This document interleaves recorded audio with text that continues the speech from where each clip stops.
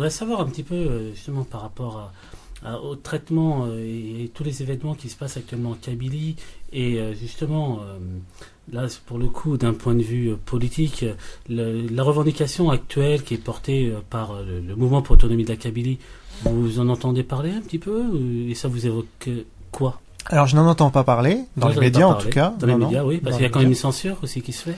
Oui, c'est peut-être pas...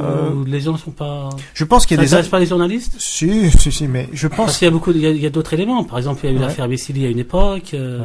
Vous avez évoqué l'affaire des moines de Tivhaïrin. Mhm. Alors justement, là, je pense que c'est... Il y a eu c'est- l'assassinat aussi du fils de Farhat Mehdi. Ah, ah oui, bah, j'étais pas au Point courant. d'interrogation. D'accord. Ah, encore un suicide de maquillé. Un assassinat à Ça- Paris. D'accord. Bah ça, je suis pas au courant, mais je pense qu'il y a un conflit d'intérêts évident entre la France et l'Algérie, puisque si vous commencez à défendre les intérêts de la Kabylie, ne serait-ce qu'en en parlant, forcément, ça va pas plaire au gouvernement algérien. Or, aujourd'hui, on l'a vu d'ailleurs le 17 octobre, hein, c'est Delanoë qui a reçu l'ambassadeur en France de l'Algérie en catimini. Donc tout ça, moi, j'ai fait des études d'intelligence économique, hein, j'ai un master en guerre de l'information. Ça, c'est des rapports de puissance entre États.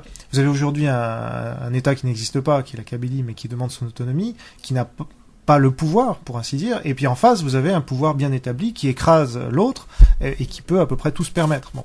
Donc ça, c'est un rapport de force qui évolue avec le temps et on verra bien ce qui va se passer.